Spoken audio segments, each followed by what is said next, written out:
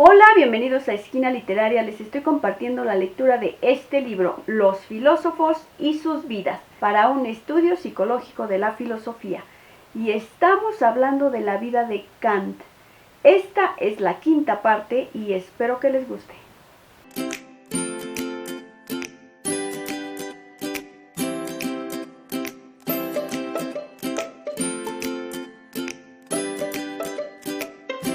El trasfondo de la misantropía, que en mi opinión nunca le había abandonado, era ahora proclamado de modo inequívoco. No había mucho de bueno en la humanidad, decía, y explicaba. Cada cual casi odia al otro, trata de elevarse por encima de sus prójimos, está lleno de envidia, celos y otros perversos vicios. Homo bomini, no deus, sino diabolus. Con igual aspereza misantrópica señalaba, si un hombre dijese y escribiese todo lo que piensa, no habría en toda la tierra nada más horrible que el hombre. Sus sueños se hacían cada vez más asesinos. Aparte de las escenas individuales de sus sueños, su imaginación componía espantosas tragedias que le producían una impresión tan fuerte que su efecto persistía en él mucho después de haber despertado.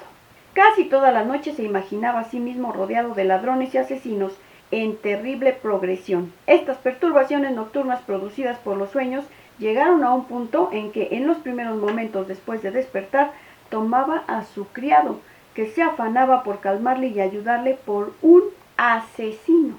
La rigidez y el sufrimiento de Kant me llevan a recordar que tenía un gran amor por los pájaros, que imagino representaban para él la libertad.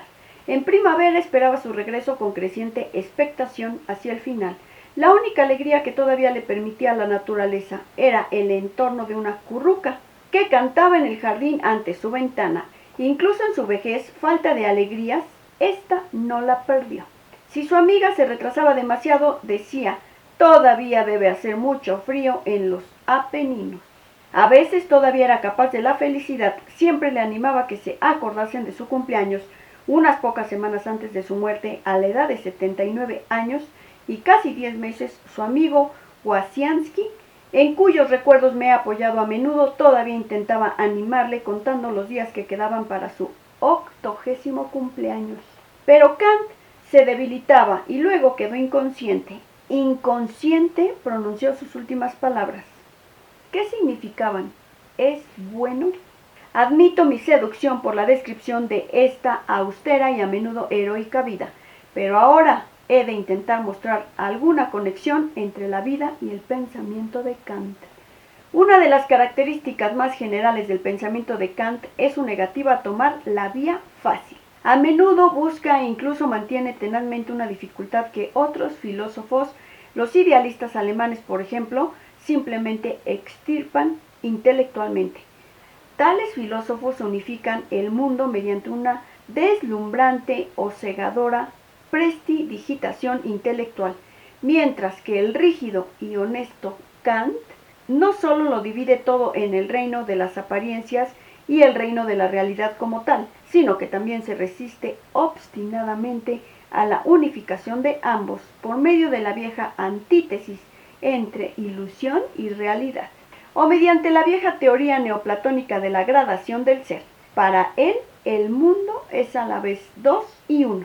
Por una parte tenemos objetos sensibles y la facultad del entendimiento que le prescribe a la naturaleza leyes a priori, y por otra parte tenemos la libertad que está por encima de la naturaleza y esencialmente extensa de ésta, y la facultad de la razón que prescribe a la libertad leyes a priori. La naturaleza y el entendimiento por un lado y la libertad y la razón por otro coexisten aparentemente, pero ninguno de los dos determina nada del otro.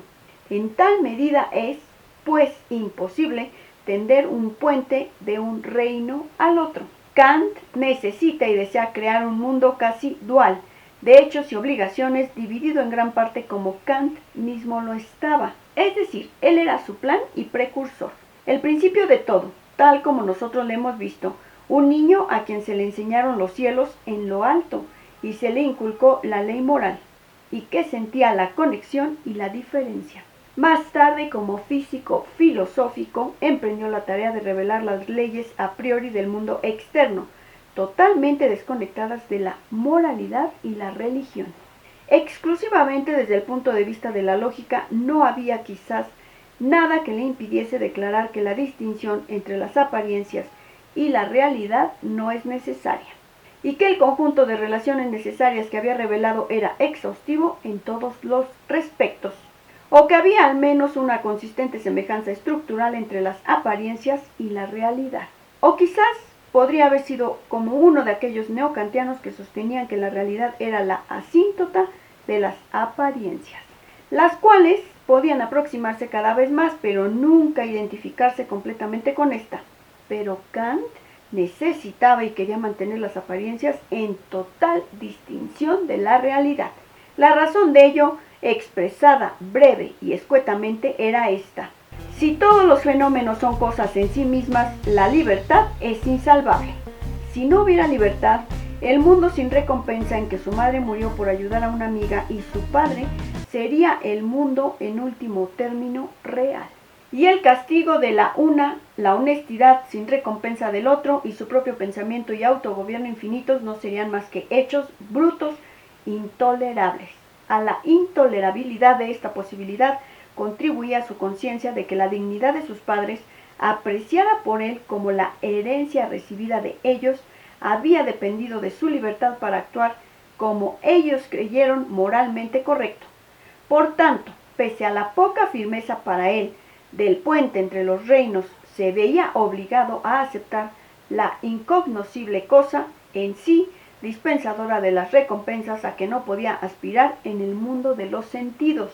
Pero lo incognoscible, aunque no en un sentido filosóficamente aceptable para Kant, era también ominoso, pues Kant constituía un difícil enigma para sí mismo. Nunca me he entendido lo suficiente a mí mismo, escribió en una carta. La observación parece inocente, pero es psicológicamente elocuente en un hombre de tan insaciable curiosidad. Su significación queda patente cuando vemos lo opuesto, que era a la introspección carente de reglas. Escucharnos a nosotros mismos cuando nuestros pensamientos se dan en nuestra mente franca y espontáneamente es subvertir el orden natural de las potencias cognitivas, pues en tal caso no prevalecen como debieran los principios del pensamiento, sino que, por el contrario, siguen a otros, y esto no es ya una forma de enfermedad mental, hipocondria, lleva a ella y al manicomio. Kant quería saber de sí mismo más de lo que sabía, pero le daba miedo. Esta cosa en sí no era simplemente desconocida, sino que estaba vedada, pues según yo lo veo se trataba de la reprimida vida emocional de Kant, el cual temía que si se revelaba quedaría anonadado. Kant tenía por tanto mucho que controlar y que ocultar.